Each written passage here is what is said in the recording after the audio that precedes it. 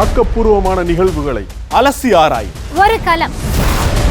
RDX திங்கள் முதல் சனிக்கிழமை வரை இரவு 7 மணிக்கு.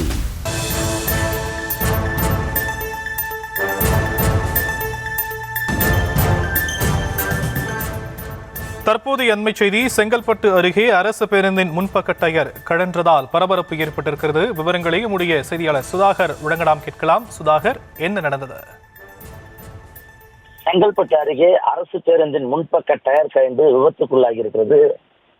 குறிப்பாக செங்கல்பட்டு பேருந்து நிலையத்திலிருந்து காஞ்சிபுரம் நோக்கி செல்லும் எண் 212B என்கிற அரசு பேருந்து இன்று மதியம் பயணிகளை ஏற்றிக்கொண்டு புறப்பட்டு சென்றிருக்கிறது.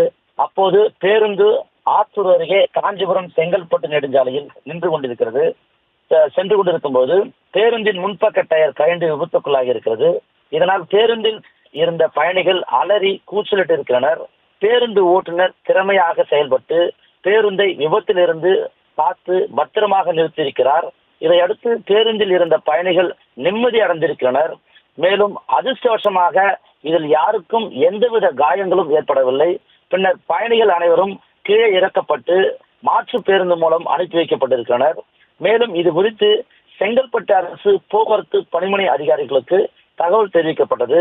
மேலும் தமிழகத்தில் தொடர்ச்சியாக அரசு பேருந்துகள் இதுபோன்ற சம்பவங்கள் ஏற்படுவதாகவும், சென்று கொண்டிருக்கும் பொழுது டயர் கழன்று செல்வது, இயந்திர கோளாறு ஏற்படுவது உள்ளிட்ட பல்வேறு பிரச்சனைகள் ஏற்பட்டு பயணிகள் சிரமம் அடைவதாகவும் பொதுமக்கள் தொடர்ந்து குற்றம் சாட்டி வருகின்றனர். எனவே பழைய பேருந்துகளை போக்குவரத்து துறை அரசு அதிகாரிகள் முறையாக பராமரித்து பயணிகளுக்காக இயக்க வேண்டும் எனவும் கோரிக்கை விடுக்கப்பட்டிருக்கிறது. மேலும் இந்த சம்பவம் தொடர்பாக செங்கல்பட்டு போலீசார் விசாரணை நடத்தி வருகின்றனர். தற்போதைய விவரங்களுக்கு நன்றி சுதாகர். ஆக்கப்பூர்வமான நிகழ்வுகளை அலசி ஆராய் ஒரு களம். RDX திங்கள் முதல் சனிக்கிழமை வரை இரவு 7 மணிக்கு.